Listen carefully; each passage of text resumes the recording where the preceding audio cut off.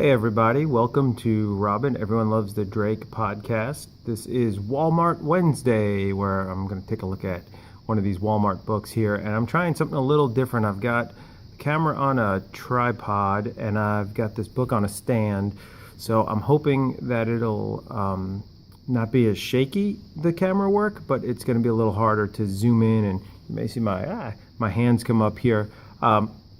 Anyway, I thought we'd take a look here at Batman issue number 1, and I thought I'd do this for a couple reasons. These books kind of sold out in some Walmart, so not everybody was able to get one. Not everybody wants to go on eBay and pay double or triple. Also, there's Walmarts aren't in every area. I know there's none in New York City and San Francisco, or at least Manhattan, I should say. And I don't know about other countries. Whether all other countries have Walmarts or if the Walmarts in other countries will even carry these books. So I thought I'd flip through it and show everybody what it's kind of like. It's got 4 stories. It's got a Batman story right here, Batman Returns to Crime Alley. It's got a reprint of Hush number 1. It's got a reprint of, actually Hush was in Batman, so I forget what issue number that was, but part 1 of the Hush story. It's got a reprint of New 52 Harley Quinn number 1 and a reprint of New 52 Nightwing number 1. So the Batman story is pretty cool. See how this will work here. It's called One More Chance, and he's got the rebirth costume with the purple, which I really like, which I don't know how long that will last, but I'm hoping it'll be for a while. It's written by Jimmy Palmiotti. I think I said that right. Palmiotti. I don't know. Hopefully, sorry, Jimmy. Pat Zreicher, who I was not aware of him, but I did like it, and I really like the colors in this. John Caslis. So it's really good quality here. You can see, and it starts off. Batman is talking to Commissioner Gordon, and he finds out that there's been a kidnapping of the a granddaughter of a billionaire. And they paid the ransom, but the child was never returned. And so that's kind of done real quick, I guess, because they don't have a lot of time. So then Batman goes down to the Batcave and is investigating with Alfred, which is pretty cool. And he's trying to figure out, well, who would have, had access to the mansion and been able to do the kidnapping. And then I thought this was kind of cool. Batman's investigating here, and he's just talking to the family. And it really reminds me of like a 1970s Neil Adams, Denny O'Neil kind of story. The way it starts, the angles, the way it all looks. It's really cool. And he's kind of like trying to narrow down the suspects, and they're kind of grumpy and mad with him here. And he finds one possible person, and he kind of hunts him down. And turns out it leads to the Monarch Theater, site of the Wayne murders, and then he kind of have a flashback of Zorro because I don't know, this is the most important event in Batman comics. We need to see this again and again. I don't know why people complain it's done too much, but it's a really great rendering, especially if you're reading this Walmart book. Maybe you don't know that, or maybe this is new to you. And then Batman's just standing in the street kind of paralyzed, and these bad guys are going to run him over, and then it's to be continued, so hopefully he's not dead. Then it says come back in August. Then we have the Hush Part 1, which I really enjoyed reading this. I had read this maybe 10 years ago was the last time I read it. I've read it a few times, but man, I forgot just how good it is, just how great the art is.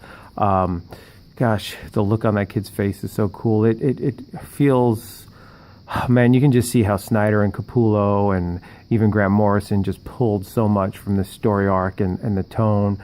And on this paper, it just looks amazing. It just pops. I mean, Killer Croc looks so cool. Let me get that in there. So there's no ads in here other than house ads for other DC books. And man, what I love is the bottom of Batman's feet. I even heard Jim Lee complain about how he did it once and then he had to do it every time, but that just popped out at me.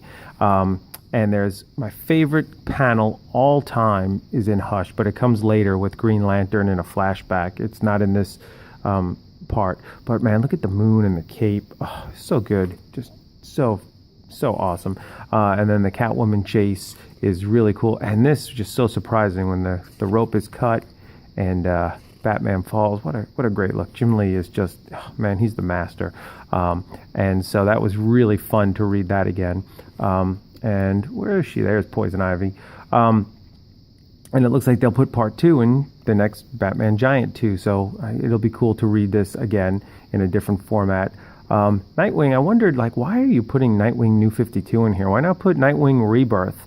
But I hadn't read this book since the New 52 came out.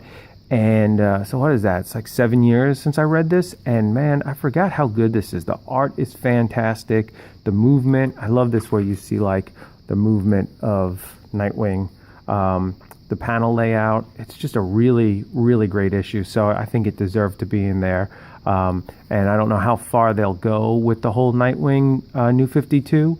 Eventually he gets unmasked in Forever Evil, and then he becomes Grayson, the not private detective, but private, or spy, I should say. He becomes the spy for Spiral, and now he's back to being Nightwing, but in the blue suit. So I don't know how far they'll go with it, but this was fun to read, even if it does have like a discount Wolverine for the hero. And then the last story was Harley Quinn, and I'm just not a fan of this take on Harley Quinn. It's farcical, it's weird that it's in the DC universe. I wish it was just kind of its own thing or its own brand.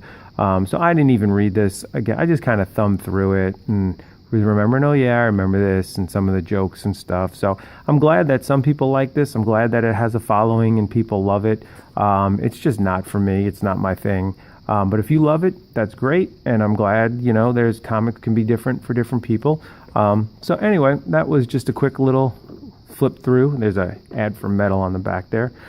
Just a quick little flip through of the Walmart #1, just so you can see what it looks like. So hopefully you have a great day, and I will see you next time.